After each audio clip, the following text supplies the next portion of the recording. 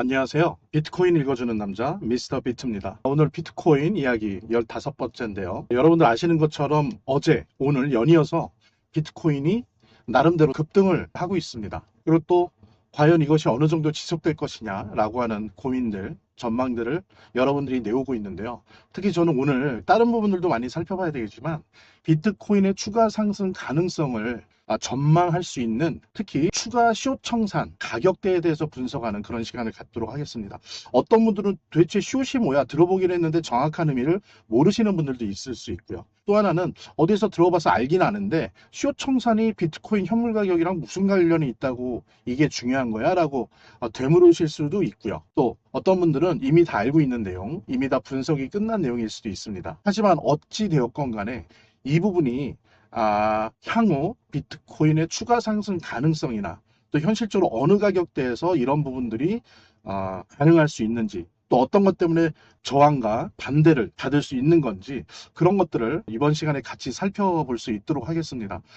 물론 비트코인의 현물 가격은 비트코인 현물 시장에 신규 매수 자금이 대대적으로 들어올 때 가능한 겁니다. 하지만 현실에서는 특히 뭐 비트코인 초기가 아닌 지금 2024년, 5년, 6년 특히 요때는 비트코인이 어떤 가격 상승을 현물 시장에서 할 때 그것의 첫 번째 혹은 두 번째 에너지가 현실적으로는 숏 청산에 의한 숏 스퀴즈예요. 그것이 보통 일어나면서 그걸 보고 신규 자금들이 대거 이제 현물 시장에 들어올 때, 그래서 이 숏 청산에 의한 숏 스퀴즈와 그 다음에 신규 자금의 규모, 이런 것들이 결합을 하면서 어느 정도 상승을 하느냐, 어느 정도 지속적으로 상승을 하느냐, 이런 부분들이 결정이 됩니다. 그래서 우리들이 비트코인의 지금 현실 속에서 비트코인의 추가 상승을 전망을 하려면 일단은 어제 오늘 벌어졌던 숏 청산에 의한 숏 스퀴즈가 뭐였는지, 이런 게 왜 비트코인의 현물 가격을 올리는지를 한번 분석을 해보고요. 그 다음에 향후에는 또 숏 청산에 의한 숏 스퀴즈가 날 수 있는 여지는 어느 가격대에 있는지, 그 다음에 이 속에서 ETF 등의 신규 자금 유입 여부는 어떤지를 같이 살펴보는 그런 시간을 갖도록 하겠습니다. 오늘 예를 들면 처음 듣는 아주 대중적인 용어나 내용은 아니기 때문에 처음 듣는 분들도 계실 텐데 좀 참으시고 이번 기회에 진짜 비트코인의 현물 가격을 올리는 게 현물 시장에서의 자금의 유출입 이것만으로 되는 게 아니구나 현실은 라고 하는 부분, 그게 어떤 메커니즘으로 돌아가는지를 같이 공유할 수 있는 그런 시간 갖도록 하겠습니다. 자, 그럼 본격적으로 시작하도록 하고요.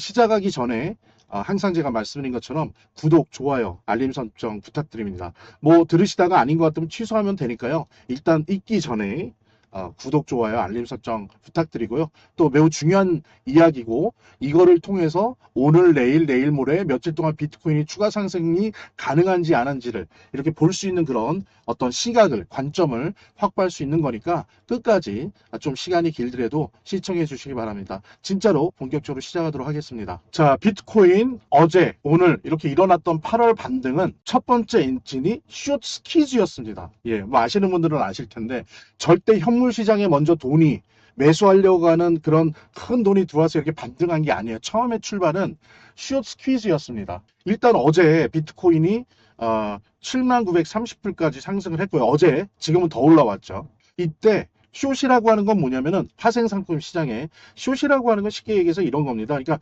비트코인이 이 가격대에서 떨어질 거야 라고 하는 관점을 가지고 있는 사람들이 여기다 숏 포지션을 잡는 겁니다. 그 특정 가격에. 그래서 만약에 떨어진다 그러면 막말로 돈을 따는 거예요. 근데 반대로 나는 그 가격대에 오를 것 같아, 그럼 롱을 잡는 겁니다. 롱. 숏이 아니고 롱. 이거는 오를 것 같다라고 하는 거예요. 롱 오래 지속될 거야. 근데 그게 맞았다 그럼 돈을 따는 거예요. 근데 만약에 그 가격대에 숏을 잡았는데 그 가격대에서 올라갔어요. 그럼 어떻게 됩니까? 청산이 돼요.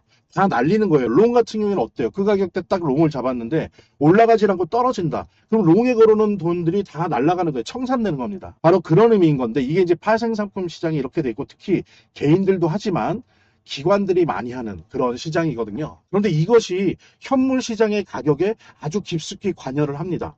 그 얘기는 이제 천천히 하도록 하고요. 근데 어제 상황을 보면 전체 숏 청산, 그러니까 요 가격대에서 떨어질 거야 라고 막 잡아놨겠죠. 많은 사람들이, 기관들이.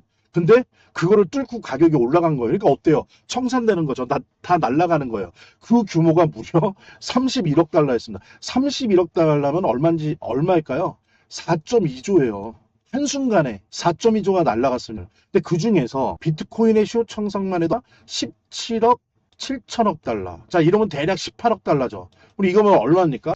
약 2.5조 되는 거예요. 한순간에 2.5조 되는 돈이 날아간 거예요. 떨어질 거라고 그 가격대에 돈을 걸어놨는데 그 가격대를 뚫고 상승한 거예요. 그러니까 다 날아간 거죠. 근데 어제 그 요 규모가 청산 규모가 암호화폐 비트코인 역사상 최대 규모였어요. 엄청난 일이었습니다. 예. 이게 엄청난 일이었어요. 어제 벌어진 일이. 그 전에 최고 역사는 10월 10일, 작년 10월 10일인가였죠? 역사적 청산이라 그래서 이때는 롱이 무너졌어요. 롱. 오를 것이다라고 한 게 청산됐어요. 떨어지는 바람에. 근데 그 규모가 그때까지의 역사 속에서 제일 컸어요. 그래서 그 이후로 뚝뚝뚝뚝 떨어지지 않았어요. 근데 이번에는 롱이 아니고 쇼트예요. 떨어질 것이다라고 잡아놓은 그 지점에서 가격이 설마 여기까지 올라오겠어? 이랬던 거였죠, 말하자면. 근데 그걸 뚫고 들어간 거니까는 다 청산된 거죠, 거꾸로. 그러니까는 작년 10월 10일에는 뚝뚝뚝뚝 떨어져서 그게 계속되고 있잖아요, 지금도 사실. 근데 지금 뚝뚝뚝뚝 올라가는 겁니다. 지금 이틀째밖에 안 됐지만. 요런 일이 있었던 거고요. 그 다음에 요 메커니즘을 우리가 이번 기회에 모르시는 분들은 좀 알고 넘어가자고요. 도대체 숏 청산이 난 다음에 숏 스퀴즈로 연쇄 반응이 일어난다는 게 뭐야? 그래서 이게 현물 가격을 끌어올린다는 게 뭐야? 자, 이걸 한번 보도록 하죠. 자, 보십시오. 예를 들면 그냥 6만 달러의 숏이 걸려 있었어요. 6만 달러의 숏이 걸려 있었는데 가격이 막 상승하는 거예요. 그래서 6만 달러를 돌파했어요. 그럼 어떻게 됩니까? 6만 달러에 걸려 있는 떨어질 거야라고 걸어놓은 돈들이 다 청산되겠죠. 그죠? 돈 다 잃었어요. 그럼 이 돈을 이렇게 되면 어떻게 되냐면은 이 숏 포지션에서 비트코인을 강제 매수하게 됩니다. 왜?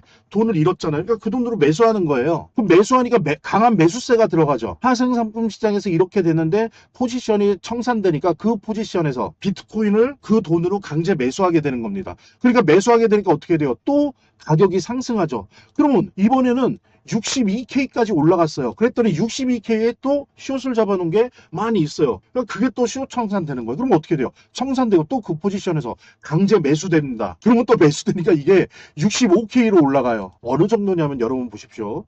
이건 전체 규모지만 어제 8월 10일 1시간 동안만 해도 비트코인에서 숏이 6억 7,800만 달러가 청산됐어요. 엄청나죠. 1시간 동안에만. 그럼 이게 7억 정도라고 잡으면 얼마입니까? 7억 달러면 거의 9,800억이에요. 거의 1조예요. 1조. 1시간 동안 1조가 날아가고 이 일부로 강제 매수가 들어가고 그러니까 막 올라가니까 어제 반등은 물론 뭐 베센트의 그 바이백 2배 이상으로 하겠다 이런 것 때문에 채권 시장이 안정화되고 그러면서 금가 문가 폭등하고 10년물 30년물 채권 이자가 떨어지고 이러면서 비트코인이 올라간 부분이 있지만 오히려 첫 번째 엔진, 제가 엔진이라 그랬어요. 원료가 아니고 엔진은 바로 숏스퀴즈였다. 숏스퀴즈.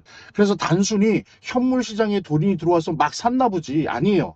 숏스퀴즈에서 이런 식의 연쇄 반응이 일어나면서 일단은 바람을 탄 거고 여기에 일정한 돈이 자금이 매수세로 이제 결합을 하는 모습을 지금 막 보여주고 있는데 이게 어떻게 될지는 이제 또 계속 내용을 보도록 하겠습니다. 그래서 지금 여기선 제일 중요한 게 뭐냐면 이번에 반등의 첫 번째 혹은 두 번째 엔진은 원료가 아니고 엔진은 숏스퀴즈였구나. 바로 이것이 어제 오늘 반등의 첫 번째, 두 번째 엔진이었다라고 하는 부분. 얘기 나온 김에 그러면 롱은 뭐냐? 롱 스퀴즈는 오히려 올라갈 거라고 생각을 했는데 그 가격대에서 올라가지 않고 그 가격대를 하향한 거예요. 인하된 거예요. 그러면 어떻습니까? 롱이 청산되면서 그걸로 뭡니까? 매도를 해야 돼요. 그러니까 어때요? 가격이 계속 더 떨어지죠. 그게 작년 10월 10일에 역사적 대청산에 있었던 일이고 그러니까 숏 스퀴즈와 롱 스퀴즈는 다른 겁니다. 숏은 떨어질 거라고 봤는데 안 떨어졌기 때문에 그것 때문에 더 올라가는 거고 롱은 올라갈 거라고 봤는데 안 올라가니까 그것 때문에 스퀴즈가 나서 더 떨어지는 거예요. 자, 이해되셨죠? 예, 만약에 이해가 안 되신 분들이 있으시면 게시판에 질문 남겨주시기 바랍니다. 자, 이랬다라고 하는 게 이게 그만큼 우리가 비트코인의 가격의 상승과 하락을 보는 데 있어서 이 숏 스퀴즈와 롱 스퀴즈가 났는지 안 났는지 보는 게 되게 중요해요. 이런 거 온라인에서 무료로 볼 수 있는 자료로도 이런 거를 충분히 알아차릴 수 있고 알 수 있거든요. 어쨌든 여기까지 하고 이제 진도를 좀 뽑도록 하겠습니다. 여기서 좀 설명이 길었네요. 자, 베센트 재무장관의 바이백 2배 이상 할래? 언제부터? 9월 9일부터 중간선거 직후인 11월 4일까지. 예, 이렇게 되는데 요게 분명히 그 다음에는 뭐냐면 연료가 된 거예요. 연료. 엔진은 아니고 저 엔진에 연료가 부어지는 거죠. 그래서 이렇게 발표하니까 뭐 아시는 분은 아시는 것처럼 10년물, 30년물 금리가 안정이 되고 떨어졌죠. 진짜 1%, 2% 정도 확 떨어졌어요. 갑자기. 물론 오늘 다시 반 정도 복구가 되긴 했지만 어쨌든 그렇게 되니까 어떻습니까? 이 안에 있던 자금이 밖으로 나와버리죠. 이자가 떨어지니까 채권에 묶여있던 자금 일부가 밖으로 탈출을 하고 혹은 가려고 계획을 잡았던 게 다 무효가 되면서 이 돈들이 어디로 가요? 이쪽으로 오는 거죠. 금, 은, 비트코인으로 왔어요. 왜 그렇게 됐을까요? 금리가 떨어지니까 어떻습니까? 이자가 없는, 이자 자체 개념이 없는 자산들이 유리해지는 거예요. 그러니까 전 세계에 있는 투자 자본들 중에서 이런 거죠. 금리가 내려가니까 어때요?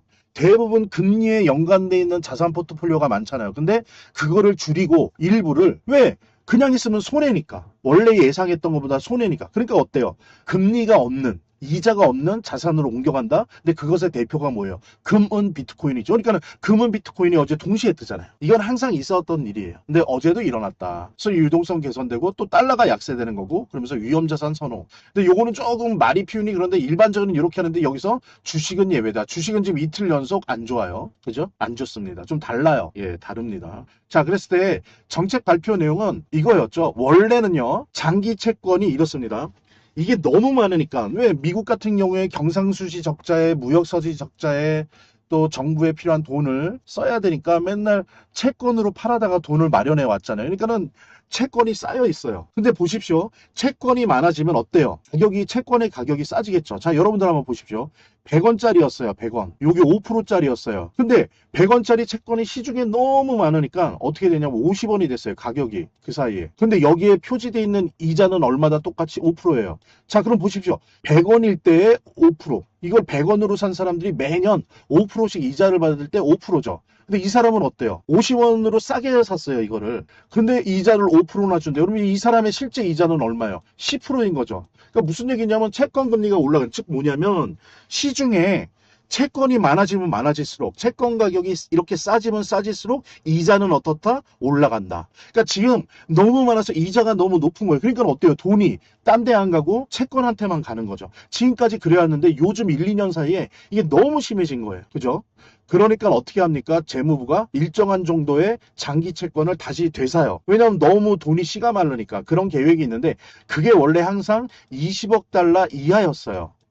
규정이 재무부 규정이. 근데 이거를 한시적으로 고쳐갖고 9월 9일부터 11월 4일까지는 최대 20억 달러가 아니라 최소 40억 달러 최소 할 수 있게 하겠다. 바이백 살 수 있게. 자, 그러면 어떻습니까? 40억을 살 수도 있고 한 번 할 때마다 60억 달러 살 수도 있고 100억 달러 살 수도 있고요. 그거를 한 달 새에 4번 할 수도 있어요. 그렇게 바꿔놓으니까 어때? 그 얘기는 채권 시장에서 채권이 줄어들겠구나. 그러면 채권 가격이 올라가죠. 그럼 50원으로 떨어졌던 게 다시 어떻게 돼요? 100원이 되죠. 그러면 채권 금리는 어떻게 돼요? 10%까지 올라갔던 게 5%로 다시 돌아오죠. 즉 이렇게 많이 사서 채권이 적어지면 금리가 안정된단 말이에요. 그러면서 유동성이 개선되고 이런 건데 바로 그래서 베센트가 그런 내용으로 발표를 한 겁니다. 그러니까 그 얘기 듣고 7만 달러를 그냥 넘어버린 거죠. 지금 현재는 제가 이거 영상 찍을 때 우리가 7만 4천 달러예요. 그러니까 74K입니다. 지금. 현재 비트코인 가격. 여기까지 올라갔어요. 사실 뒤에서 보겠지만 74K 이게 되게 중요한 어떤 저항선 중에 하나인데 이걸 지금 일단 뚫고 있어요. 네, 뚫고 있는데 제가 설명드린 것처럼 이겁니다. 장기채 금리 상승이 항상 상승되죠. 너무 많이 채권이 계속 공급되니까. 근데 사주니까 양이 줄어들면서 상승 압력이 완화되고. 그러니까 어때요? 돈이 다른 데서 거길로 들어갈 돈이 안 들어가고 또 들어갔던 돈이 나오는 거죠. 왜? 금리가 떨어지니까. 예. 그러면서 금융시장의 유동성이 좋아지고 개선되죠. 그리고 또 하나는 뭐예요? 달러가 약하게 되죠. 예. 뭐예요? 달러가 강하면 강할수록 채권의 이자가 높아지잖아요. 그죠? 근데 그게 낮아지니까 달러도 약달러가 되는 거죠. 상대적으로. 그러면서 어때요? 돈도 많이 들고 약달러가 되니까 위험 심리가 개선되면서 위험 자산을 선호하는 쪽으로 가면서 비트코인이 상승했던 거고 이것뿐만이 아니고 금과 은도 같이 상승하고 대신 주식은 지금 이틀 연속 떨어지고 있습니다. 뭐 주식 얘기는 이 자리에서는 안 할게요. 이러는 이유가 있는데 어쨌든 그 얘기는 안 하도록 하겠습니다. 그래서 첫 번째가 숏스퀴즈 때문에 올라간 거고 에너지는 두 번째 연료가 된 게 기름을 부은 게 베센트의 바이백이었다라고 하는 부분 우리가 다시 한번 정리할 수 있고요. 자, 그 다음에 여기 보면, 자, 파생시장입니다. 숏, 롱 잡는 파생시장의 레버리지가 뭐예요? 돈코스 하는 거. 우리 주식시장에서도 레버리지, 뭐, 단일상품 레버리지, 삼전릭스 때문에 많이 문제가 있었죠. 어쨌든, 이것이 내는 증폭 효과를 이번에 좀 이해할 필요가 있습니다. 그래서 보면은 분석을 해보면요. 저도 이제 뭐, 여러분들 무료로 볼 수 있는데 많아요. 트레이딩 뷰나 뭐, 크립토 퀀트나 이런 데 가서 이렇게 보면은, 그 데이터들을 보면은, 지금 보면, 비트코인에 관련된 파생 시장 거래량, 뭐 숏, 롱 이렇게 포지션 잡고 거래하는 거는 되게 줄었어요. 근데 중요한 게 뭐냐면은 미결제 약정. 미결제 약정이라는 건 뭐냐면 오픈 인터레스트인데 그냥 뭐 모르시는 분은 외우면 돼요. 이게 뭐냐면 미결제니까 뭐예요? 숏을 잡았건 롱을 잡았건 청산이 안 되고 해결이 안 되고 그냥 남아있는 계좌예요. 예. 그러니까 새롭게 막 거래가 많이 되는 게 아니에요. 뭐 청산됐다가 또 생기고 청산 많이 되고 또 생기고 이런 게 아니고 그냥 이 거래량은 엄청 감소했는데 아직도 청산 안 되고, 이게 숏을 잡았건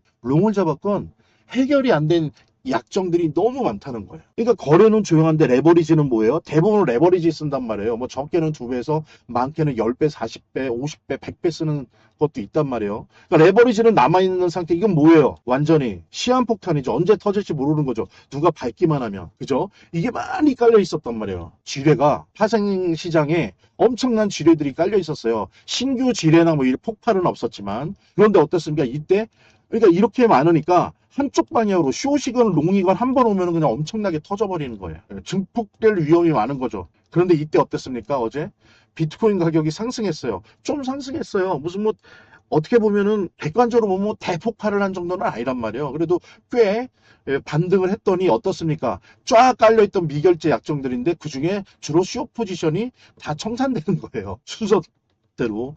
강제 청산되니까 어떻습니까? 강제 매수가 들어가죠. 그러니까는 비트코인 매수가 들어가고 추가 가격 상승을 하고 또 상승하니까 어때요? 또 다음 숏 청산이 또 오고 이게 계속 쳇바퀴 돌듯이 돌아가면서 이렇게 됐다라고 하는 부분. 그게 주로 거래가 많아서 그런 게 아니라 청산이 안 됐던 미결제 약정이 쫙 깔려 있던 거예요. 그 위치에. 왜냐면 여러분들 보세요. 8월달 들어와서 거의 2주 내내 계속 박스권 횡보만 했잖아요. 그러니까 위에 숏이 쫙 깔려 있었던 거예요. 여기까지 올라오겠어? 이러면서 떨어지겠지. 근데 막 치고받고 올라가니까 다 청산이 나는 거죠.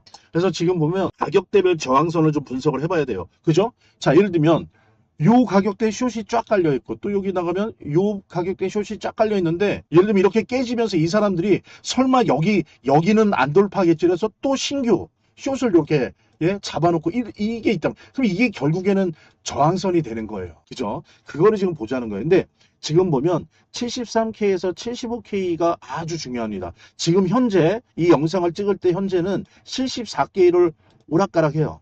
요 어제는 실제 고점이 72,930달러였는데 지금 현재는 74K입니다. 74,000이에요. 그래서 지금 첫 번째 심리적 장벽 바로 아래에 있는 거예요. 이미 한 차례 이 구간까지 숏 스퀴즈 아까 말씀드린 거 숏 청산 후 강제 매수는 상승이 진행됐죠. 예.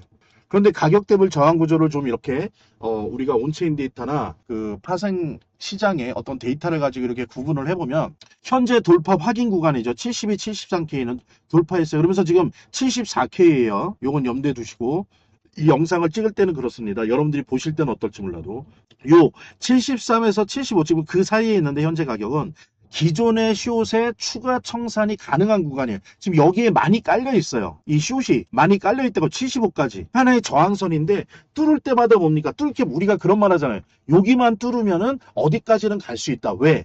이걸 뚫으면 청산이 되면서 강제 매수가 들어가서 또 막 이렇게 상승을 한단 말이에요. 사실 그런 의미가 들어가 있는 거였거든요. 근데 지금 보면 73K에서 75K에 숏이 많이 깔려 있다라고 하는 부분을 우리가 알 수가 있습니다. 예. 그러면 이제 여기서 쭉 올라가겠죠. 지금 아직은 74K지만 뭐 다시 내려갈 수도 있지만 그러면 75K에서 한번 막 저항을 받겠죠. 그러니까 75에서 78에 중간 저항이 있을 거로 보여져요. 그리고 여기는 지금 숏은 없는데 여기서 숏 당한 사람들이 설마 여기로 오겠어? 그러면서 신규 숏이 들어갈 수 있는 구간이죠. 그러면서 여기서 이제 중간 저항을 맞이할 수가 있고요. 근데 이제 예전에 비트코인의 선물 시장이든 현물 시장이든 파생상품 시장이든 현물 시장에서의 거래량 얼마나 거래가 많이 이루어졌는지 왜냐면 그거에 따라서 지금 비트코인을 손에 쥐고 있는 사람들의 단가 그 가격이 형성돼 있을 거 아니에요. 그거를 역추적해 보면 지금 78에서 80K 여기가 심리적 기술적 핵심 구간이에요. 여기를 뚫느냐 못 뚫느냐. 지금 예전에 여기에 많은 거래들이 있었습니다. 예. 그러니까 이 가격대에 쥐고 있는 분들이 많아요. 그러니까 여기에 심리적으로 이걸 팔까 더 살까 뭐 여러 가지. 예. 아니면 파생상품 시장 가서 숏을 잡을까 롱을 잡을까 막 이런 심리적이고 기술적인 핵심 구간이다. 근데 만약에 여기마저 뚫어버린다. 이제 80K 이상부터는 예를 들면 추가적으로 이 숏이나 롱 스퀴즈 를 이제 밟아버리고 가는 시장이 될 수 있어요. 정말로 현물 시장에서 엄청난 신규 자금이 유입이 되면서 현물 중심으로 움직여지는 그런 시장이 될 수도 있다. 그래서 지금은 어디 있다? 요 노란색 74K고 이 75K 갈 때까지 만약에 잘 어떤 신규 자금이 입수가 돼서 조금만 올라가도 또 어제 오늘처럼 추가로 숏 청산이 날 수 있고 그러면 이제 에너지를 받아서 75K마저도 뚫을 수 있는 거죠. 그죠? 그래서 어쨌든 요 제가 말씀드리지만 73에서 75K가 추가 숏퀴즈의 핵심 가격대예요. 여기서 이제 엄청난 소형 전투들, 중형 전투들이 엄청나게 벌어질 가능성이 높고 그랬을 때 청산 위험도 많고 또 신규 자금 유입의 가능성이 매우 크기 때문에 그 여부에 따라서 많이 달라질 수 있는 구간이다 라고 하는 부분. 그래서 여러분들이 이런 걸 염두에 두면서 차트 분석을 하고 이런 식으로 했으면 좋겠고요. 자, 말씀드린 대로 75K를 뚫었다 이상이다. 그럼 이제 신규예요. 아래서 당한 세력들이 뭐 신규 숏을 75K 그 이후에 너머의 영역에 막 스위치를 해놓을 수 있겠죠. 그리고 이제 그걸 뚫기 위해선 추격 매수, 신규 자금이 들어와야 되고요. 예. 근데 제가 볼 때는 75K부터는 이거를 뚫는다고 한다면 추격 매수 세력이 본격적으로 진입할 확률이 되게 높을 것 같아요. 예, 왜냐면은 이걸 아는 거죠. 지난 뭐 그 이전의 것도 둘째 치고 7월 1부와 8월 달 계속된 박스권 횡보 때문에 일정한 가격대에 숏들이 많이 설치돼 있단 말이에요. 그 다음에 지금 당한 게 있어서 여기까지는 안 올 거야. 어차피 100센트에 바이백 저거 하루 이틀이면 끝나. 그러면서 잡아놓은 것들이 신규로 잡아놓은 것들이 많을 거거든요. 그러면은 숏 청산에 신규 숏 청산의 반복 사이클이 만들어질 수 있다는 거죠. 이거를 할 추격 매수 자금만 좀 들어와 준다라고 한다면, 예. 그래서 요 75를 넘은 다음엔 78, 80, 예. 요거는 이제는 이 구간은 제가 말씀드렸죠. 단순히 숏 스위치만으로는 되지 않는다. 진짜로 현물 신규 자금이 이걸 보면서 시장의 지속성이 있겠다라고 판단한 신규 자금들이 시장에 막 물밀듯이 들어와야 돼요. 예. 그래서 이 구간은 이번 반등이 진짜 추세 전환인지 아니면 제가 계속 설명한 것처럼 일시적인 숏 스위치 스퀴즈인지를 판단하는 핵심 구간일 겁니다. 그러니까 그 얘기는 거꾸로 하면 뭐예요? 지금 74인데 75를 뚫고 78까지 가는데도 역시 일정한 정도의 그 신규 자금만 들어오면 지금 숏 스퀴즈가 계속적으로 연쇄적으로 일어날 수 있다라고 하는 부분을 역으로 말씀드리는 거예요. 그러니까 그걸 염두에 두고 투자를 해야 되는 겁니다. 자, 다시 말씀드릴게요. 지금 74K인데, 그죠? K인데, 지금 75K를 뚫는다 하잖아요. 그러면 여기서부터 78K까지는 신규 형성된 숏 구간이 대단히 많다는 겁니다. 일정한 정도의 신규 자금만 들어오면은 숏 스퀴즈에 의해서 진짜 쉽게 78K까지 간다는 거죠. 그죠? 근데 78 이후에는 지금의 여러 가지 거래량의 구간들 이런 거 저런 거를 다 보았을 때 여러 가지 온체인 데이터 이런 거 다 보았을 때 요 78을 뚫고 가는 이 82 구간은 진짜 이런 숏 스퀴즈가 아니라 진짜 리얼 돈이 들어와서 매수세를 보여줘야 가능한 구간이다. 이렇게 구별이 된다라고 하는 거를 여러분들이 염두에 두면 매 순간순간 가격 추이를 유의미 있게 분석을 하려고 하는 분들은 이렇게 구분된다라는 거. 예, 이거를 이해를 하시고 보시면 이제 차트가 달리 보이는 거죠. 그죠? 그 다음에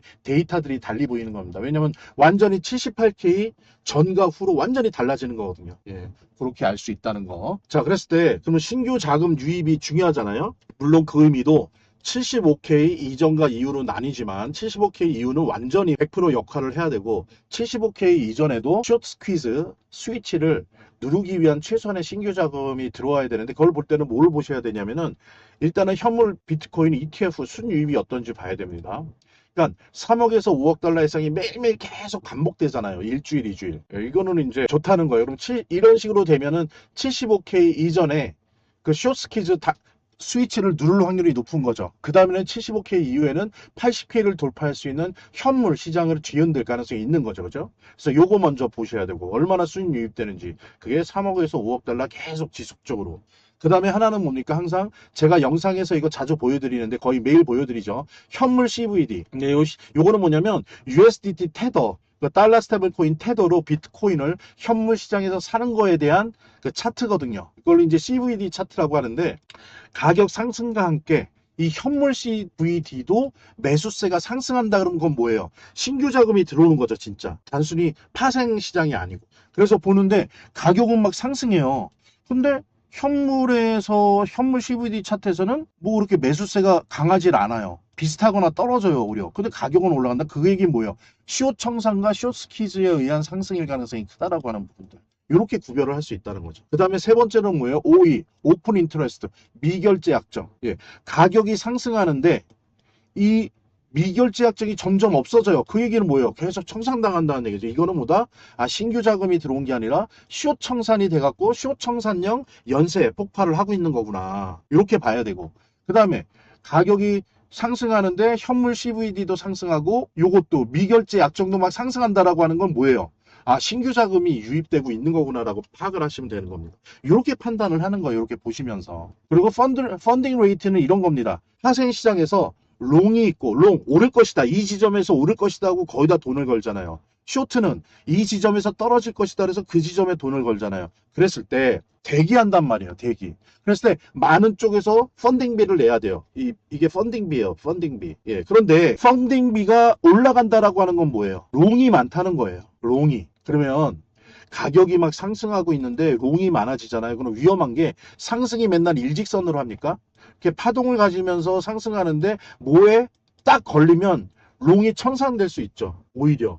그럴 위험이 있는 거예요. 그래서 가격은 상승하는데 이렇게 뭐 크립토 컨트니 이런 데 가면 펀딩비 나오거든요. 펀딩비가 막 지나치게 높아진다.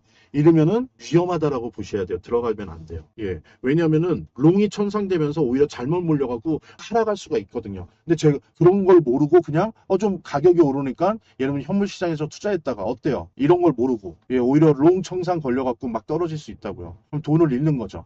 그렇기 때문에 펀딩 레이트, 펀딩비도 항상 봐야 된다. 그 다음에 물론 당연히 아시겠지만 거래량을 봐야죠. 가격만 오르고 거래량이 없으면 뭡니까? 이건 얇은 거죠. 항상 거래량이 동반돼야 된다라고 하는 거. 요 5가지 요소를 보면서 신규 자금 유입 여부를 판단하면서 어떤 특정 가격대를 돌파할 에너지가 있는지 없는지를 볼 수가 있습니다. 그리고 그것 때문에 내가 뭐 예를 들면은 추가 매수하거나 뭐 익절을 하거나 그죠? 손절을 하거나 이런 판단을 필요하다면 그런 판단을 하실 수가 있는 거죠. 이런 걸 보면서. 자, 가장 위험한 신호는 말씀드린 것처럼 가격은 올라가는데 소금은 안 되는 거. 오픈 인터레스트. 그러니까 뭐냐면 미결제 약정이 계속 감소하고 ETF 유입도 없고 현물 CVD 차트 보니까 매수세도 약하고 펀딩비는 급등하고 이게 위험한 겁니다. 이때 들어가시면 안 돼요. 예, 예. 그래서 실제 수요 없이 강제 청산만으로 만들어진 상승이다라고 하는 거. 이거 위험합니다. 그리고 말씀드린 것처럼 이렇게 되는 건 뭐냐? 이제 청산 사이클이 끝나는 거예요. 예, 끝나는 거. 그래서 반대로 갈 수 있어요. 롱청산이 시작될 수도 있기 때문에 가장 위험한 신호 조합이고 이럴 땐 피해야 된다. 아무것도 하지 말아야 된다라고 하는 부분을 예, 말씀드릴 수 있고요. 자, 이미 거의 말씀드렸는데 강세 74 돌파한다. 제가 말씀드렸죠. 중요한 거 75 돌파한다. 80까지 진행이 된다. 이렇게 된다면 아마도 75, 78 요때 숏스퀴즈가 한 차례 더 진행될 가능성이 있겠죠. 대신 이거는 너무 변동성이 클 수 있어요. 좀 위험할 수 있죠. 강세들에도. 가장 건강한 건 제가 볼 때는 그렇습니다. 74K 돌파예요. 지금 돌파를 하고 뭐 이게 안착은 아직 안 닿는데 안착이 됐다. 근데 그 다음에 다시 71, 73으로 재조정을 받는 거죠. 그 다음에 다시 한번 재상승을 해서 75를 뚫어주는 거예요. 예. 이렇게 되면 이건 뭐냐면은 과도하게 숏 청산을 통한 숏 스퀴즈에 의존하지 않고 예, 신규 현물 수요를 통해서 이게 가능한 거죠. 이런 거는. 그러니까 되게 건강한 거죠. 좀 마음을 놓고 여러 가지 행위들을 할 수 있는 거죠. 투자 판단을 할 수 있는 거죠. 팔든 사든. 그죠? 그 다음에 이제 시나리오 C 따로 안 했습니다. 이거는. 예, 다 그냥 실패, 하락, 증가, 유입 둔화. 예, 이거 끝나는 거예요. 이제 끝난 거예요. 일단 이번 판은 끝난 거다. 이렇게 되면 이제 지금 어제 오늘 오른 거는 그냥 단기 반등이었을 뿐이다. 이렇게 되는 겁니다. 근데 여기에 핵심은 뭐예요? 신규 현물 수요예요. 이게 핵심입니다. 이게 있으면 괜찮은데 이게 없으면 서서 올라간다 해도 위험한 상승이다라고 하는 거, 금방 끝날 상승이다라고 하는 거 우리가 확인할 수 있습니다. 자, 그래서 중요한 거는 ETF 자금 유입이다. 특히 이게 규모가 크기 때문에 여러분들 왜 그런지 아시죠? ETF에 자금이 들어오잖아요. 그 기관이 했건 개인이 했건 그러면 그 ETF의 주관사가 뭐 블랙락이다 그러면 IBIT다 그러면 주관사가 그 들어온 돈으로 비트코인을 사야 된단 말이에요. 그래서 이게 결국에는 시장에 현금이 들어오는 거예요. 예. 근데 어쨌든 어제 그렇게 반등을 하니까 5억, 1720만 달러의 순유입이 있었습니다. 그러니까 제가 말씀드렸잖아요. 매일매일 3에서 5억 달러가 꾸준히 들어온다. 그러면 이제 좋은 거예요, 그게. 단순히 숏스퀴즈에 의존한 시장이 아니다라고 판단할 수 있다는 거죠. 지금 이번 주 ETF 자금 유입은 요때 한꺼번에 지금 5월 4일 이후로 가장 컸기 때문에 지금 합하면 한 10억 달러, 1조 4천억 정도가 들어왔어요. 들어왔고. 그래서 이게 시효 청산에서 시작된 게 현물 수요 증가라는 이중 구조로 전환되고 있어서 이것이 얼마나 성공적이냐에 따라서 이게 지속될 수도 있고 이게 성공적이지 않다. 그러면 그냥 시효 청산과 숏스퀴즈에 의한 단기 반등으로 이제 그 다음에 끝나는 거죠. 이렇게 될 수 있는 거죠. 이런 식으로 우리가 전망을 해야 되고 차트 분석을 해야 됩니다. 그리고 또 하나는 베센트 바이백. 요건 좀 한계가 있습니다. 왜냐하면 9월 9일부터 시작돼요. 그죠? 아직도 한 20일 남았어요. 지금은 그냥 심리적인 거예요. 심리적이기 때문에 심리 개선 효과는 있지만 한계가 있는 거고요. 그리고 또 하나는 뭐냐면은 대신 이게 11월 4일까지만이에요. 그러니까 11월 4일 날, 아마 11월 3일 날이 중간 선거입니다. 요 중간 선거 결과에 따라서 뭐 달라질 수 있을지 모르겠는데 어쨌든 한시적이다라고 하는 또 한계가 있는 거예요. 그래서 영구적 유동성은 아니라는 거 오해하면 안 돼요. 심리적으로 좀 개선 효과가 일부 볼 수 있고 또 하나 실제로 9월 9일부터 11월 4일 한 두 달 동안 진짜 막 유의미하게 많은 양의 40억 달러 수준이 아니라 그 이상이라고 했으니까 뭐 50억 달러, 60억 달러 말로는 베센트는 40억 달러는 최소다 더 할 수 있다라고 말은 했지만 실제로 그런 것들이 이루어지는지 그러면 한 두 달 동안 이것이 시장에게 엄청난 신규 자금이 들어올 수 있는 가능성이 돼버리거든요. 요것조차도. 예. 근데 어쨌든 요런 구조적 한계가 있다는 거. 그다음에 또 하나는 이 바이백 정도를 가지고 미국이 지금 근본적으로 안고 있는 부채 문제, 장기 채권의 문제를 해결할 수는 없잖아요. 이거는 임시 변통이란 말이에요. 그죠? 임시적으로. 근본적인 해결책은 아니라고 하는 그런 한계도 있는 겁니다. 자, 최종 결론 마찬가지입니다. 예. 그래서 ETF 자금 유입성이 커지긴 했는데 진짜인지. 그래서 보면 요거 좀 오타가 났네요. 75에서 78입니다. 죄송합니다. 75에서 78 구간이 중요한 거고 특히 저 같은 경우에도 뭐 오늘 같은 영상에서는 아니지만 일반적으로 차트 분석을 하는 영상에서는 1분봉, 5분봉, 15분봉 보면서 같이 CVD 그 테더로 현물 시장에서 테더로 비트코인을 사는 그 차트 요거 CVD 차트에다가 오픈 인터레스트, 미결제 약정량, 펀딩비가 어떻게 되는지 그 다음에 요 CVD 차트에서 리퀴디데이션 히트맵 그러니까 뭐냐면은 가격대 어느 구간에서 거래가 많았는지를 볼 수 있는 히트맵이거든요. 이런 거를 결합해서 보면 신규 자금 유입이 어떻게 일어나고 있는지를 우리가 추론할 수가 있습니다. 당연히 이제 매일매일 뜨는 비트코인 ETF 얼마나 유입됐고 유출이 됐는지 그 뉴스도 항상 봐야 되겠지만은 그래서 앞으로도 제가 특히 차트 분석을 할 때는 여러분들 영상에서 비트코인 차트 분석할 때 요 내용들을 함께 항상 여러분들이랑 확인할 테니까요. 다음 시간에도 저 비트코인 읽어주는 남자 미스터 비트의 영상 꼭 시청해 주시기 바라고요. 자, 긴 시간 이렇게 시청해 주셔서 감사드리고요. 마지막으로 구독과 좋아요, 알림 설정 하셨는지 확인해 주시고 다음 시간에 뭐 내일이겠죠. 매일매일 올리니까 내일 또 더 잘 준비된 비트코인 관련 영상으로 여러분들 찾아뵙도록 하겠습니다. 비트코인 읽어주는 남자 미스터 비트였습니다. 감사합니다.